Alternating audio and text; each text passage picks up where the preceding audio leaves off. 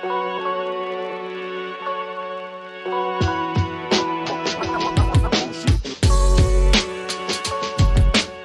we're going to start with the rapid fire round, but actually even before we start with that, there's going to be 15 questions. You can pass any of the question you like, but only one word or one sentence. All right, so the first one, at what age do you want to retire? At 90. How long does it take you to get ready in the mornings? I get up and I'm ready. Most embarrassing moment of your life? Oh, pass on that. Favorite color? Blue. What time of day are you most inspired? In the morning, 5 a.m. How many hours of sleep can you survive on? 7. Fill in the blank. An upcoming technology or marketing trend is blank. Is generative music. The city in which the best kiss of your life happened? Oh, it was in Germany, small town called Leonberg. Pick one, Mark Zuckerberg or Elon Musk. Elon Musk. The biggest mistake of your career? Not starting a company earlier. How do you relax? I listen to music and I like to run. How many cups of coffee do you drink per day? 3. A habit of yours that you hate? Waking up in the morning and having to take a really, really cold shower. The most valuable skill you've learned in life? Is just to start. Your favorite Netflix, Amazon, Apple TV show? Breaking Bad was awesome. The last movie that you saw that was memorable? Skip that. I've got kids. Didn't see any movies. The last song you listened to that was memorable? From the Stars. All right, well, that's the end of the rapid fire round. You did amazing. Thank you. We'll go on to the bigger questions, which you can answer with as much ease as you like. But before that, is there any one of the rapid fire questions you want to answer in greater detail? Oh, very good question. No, I think the kiss part will probably leave out here. Yeah. Okay. So you built your first software at the age of 14. What made you particularly interested in building software at such a young age? And what was your thought process going along? Yeah. Speaking of kids. Yeah, I was a kid back then. And one of the challenges was like all of my friends had like these cool computers, Amigas, etc., where you could play games or do music or do any fun stuff. My dad, however, bought a PC. And so there was nothing really to do besides word processing, which like still today I find pretty boring. So in a way that was fixing my own needs. I wanted to have like games. I wanted to have like my ability to do music. And that was just not possible on PC because there was no software. So I think that was one of the principles that helped me in my life quite well, where I thought like, hey, how hard can that be? It's like, I'm just going to write my own software and that's what I just did.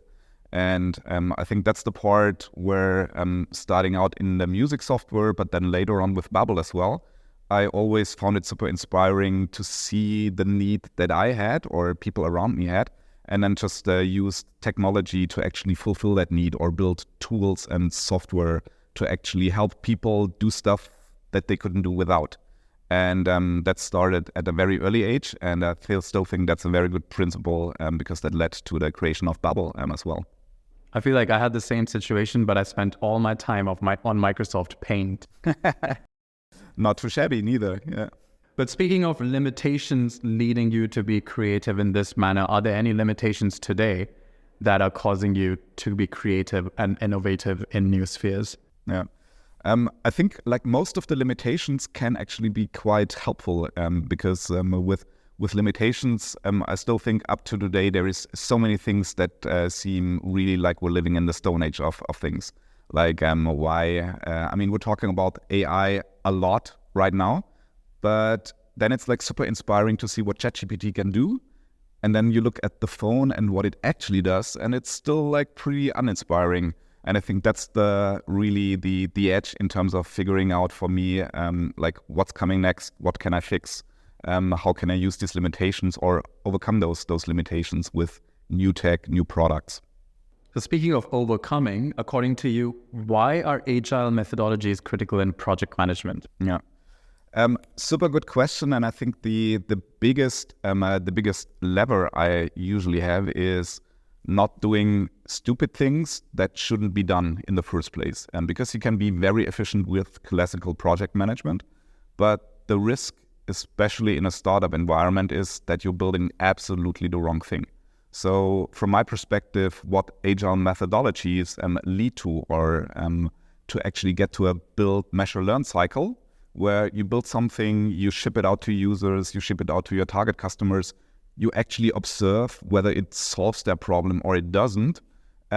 This really rapidly is super important to build something that not just sounds great on paper, but that will be actually used. And for me, the whole Agile movement is really enabling these build, measure, learn cycles, because that's what I found is the only thing that will prevent me or anyone else from building stuff for a very, very long time that will never be used. And I think that's the ultimate waste of all of that, because I've had so many examples in my career where you start out with an idea that sounds absolutely amazing. You talk it through with friends. It still sounds amazing. Then you go into like your room and like you build it for quite a long time, only in the end to find out, actually that's not solving the issue in the way I thought it would be.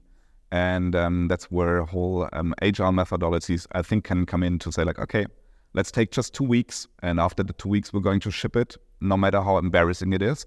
But from that, we'll actually be able to learn and inspect and adapt and continue with that. So I think that is, for me, like a bigger part of the philosophy of build, measure, learn, and how Agile methods actually fit into that cycle. Could you give us an interesting or engaging story about one of these stupidities or ideas gone amiss? Oh, there is so many. So where exactly should I start? Maybe one element really early on in Babbel was we started in 2008 with the first web app, and then we actually did technology and from a product perspective quite interesting things. So we did like a speech recognition and in the browser on the device in 2000, I think like 9, that was. So we had all that amazing technology back in there. So cross compilation between this technology and that technology. We spent quite a lot of time until we had the technology ready. And then we figured out once we deployed it and once we put it into the hands of users, they were actually failing at the very first step. So like the whole chain of things that we've built, the first step was something where people really, really struggled. So all of the effort that went into that, we could have prevented by just saying like, okay, like what's the first step? How would people actually use speech recognition? So I think that is a very drastic example of where not doing something like that or waiting for too long can really hinder the company's progress in the end. So let's pivot to marketing a little. How can performance-based marketing help in the growth of one's business? Do you think that performance-based marketing as a type of digital advertising is the need of the hour? I think every startup especially needs some growth engine. And in the very end, like if you boil it down, there is not that many growth engines available. So the whole digital advertisement is one of the growth engines. You can go for PR, virality as well.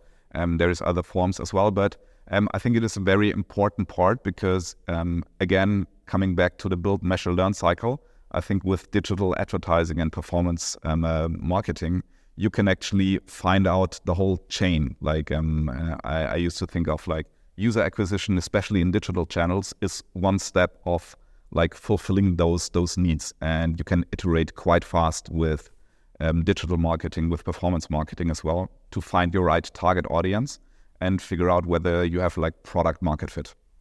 So what role do you think, in the answer to this and to another previous question, what role do you think instinct has to play in the modern world if we have growth-based marketing models and we have models for Agile? Where do you think instinct comes in? I still think of most of the really great products that have been done in the world. Probably a big part came out of instinct. I think it came out of somebody scratching their own need, having their own ideas on like what should be done. I think all of the technologies, growth engines, models that we have, I think that is just a part of the mix. I think the whole being instinctive about things I wouldn't like start any company, any product where my instinct would tell me otherwise. I still think that is very helpful. And I think that's the part what makes the difference between human and machines. So speaking of instinct leading to the founding of things, Babbel is a destination for language learners globally. What was the problem that you identified for language learning that led to the creation of Babbel, and how did you identify it? Yeah. That was a very funny moment because all of the 4 co-founders of Babbel, we actually quit our jobs to start a music software tech company. So that was the moment. We all quit the jobs, we started out. And in that moment, one of my co-founders came and asked, like, hey, I want to learn Spanish. Is there, like, I couldn't find anything online. And that was about 2007. And we said, like, let me Google that for you. And it was Web 2.0, Flickr, everything was online, at least from our perspective. But language learning wasn't. So we said, like, okay, how hard can it be to build something like that? To help people learn a language or to build a product that even my mom would be able to use. And that was the founding moment of Babbel. So we envisioned a world where you could use our tools and our software and our platform with Babbel to learn a language and to do that online. And that was the founding moment. And I think what's really exciting to see is now after 15 years, we developed into being a platform of language learning experience. So we not just have like the self-study app that we started with, but we're doing podcasts, where we're doing games, and we have Babbel Live, which is our small group class led by experienced teachers, which is super helpful because it really helps you to learn and speak a language in the first place. So could you maybe relate to the reason why you chose the name Babbel for the app with the mythical Tower of Babel and the confusion that it leads to? What role does technology have to play in this myth, and where do you think you could relate this to? Yeah. So when the first name of the company came out and like the idea of Babbel was there, honestly, I have to say I hated the name. That was my first instinct, but it grew on me over a couple of months because Babbel is really a way of, it has connotation, like you mentioned, around the Tower of Babel, but I think it has to do something with multiculturalism. Nowadays, there's lots of dialects, at least in Germany, where like there is a connotation of to babble, which is kind of like to casually talk. And I think it captures pretty well what we want to do with the company and with the product. So not to build a product for like the elite, but really to help millions of people learn and be able to speak a language in the first place. And I think Babbel is a very great name to actually express exactly that.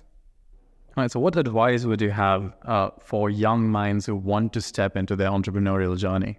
Yeah, I think one of the things for all of those who need to hear it, there is no magic silver bullet out there. Most of the time it's going to suck. It's going to be really, really hard. But in the end, I think that can be the journey of your lifetime. And I think the very uttermost important thing is just to start. I think there is so many people out there who think they need that skill, they need like these other experience, they need that type of work experience before they can actually start. And I think in many cases, this is just your mind playing tricks with you. I think the most important is just get started. Everything else will sort out itself. So besides your own sector, if I were to reverse back time and you had to start in another sector right now, what would be the other sector that you would encourage people to start in? That is a very hard question that I don't spend that much time thinking about because my brain is still 100% focused on how to actually solve language learning and how to bring Babbel to the next level. So I'd probably just start in language learning as well. And how do you feel with the entire focus of tech now moving to language and linguistics itself with generative AI and everything else? Yeah, I think that is extremely exciting. So my background is in computer science. I studied in neural networks and machine learning back in the 1990s, 2000s. It's really great to see that many of those concepts actually work. They didn't used to work back then very well. But I think one of the exciting things right now is really like imagining what you can do with these type of technologies. So what we want to do at Babbel with that very much is how can we actually combine the human expertise that we have and like use all those generative models to actually supercharge our teachers. And I think like that combination of being able to scale the human experience by technology is something that is really, really exciting. So with technology being ingrained into our daily lives, do you think that there comes with it some limitations or consequences? Yeah. I mean, we all know these moments when AWS is down and you can't access Netflix, you can't access the whole internet. And I think that is one of those really, really scary moments. And I think that will probably just accelerate for the future as well. And I think one of the discussions we need to have in the society is like where exactly to put up the guardrails. And where to actually say like, no, we need to be able to innovate. Let's figure that out later. I think these are two extremes of the same thing, and that's what we're seeing around the world as well with generative AI, for example, is like where do we put the regulation in there? Like at what point is it too late, or at what point is it maybe too early? For Europe, I think we usually are more on the side of being too cautious. So I would really help, and I would really think and would love if at least regulation would come at a point when we understand much better what exactly we need to regulate and what the most critical points are. Because I still think the innovation potential of these new technologies is so great to actually deliver really, really a lot of value for customers, for learners, that I think we should just be able to like believe in the future. Okay, so the last question for you is of a personal kind. What would you be doing in your life if not this right now? So maybe I'd be growing something on a farm. So I think maybe planting some seeds and then taking care of the soil. That might be just a thing that I'd be really interested to do in another life.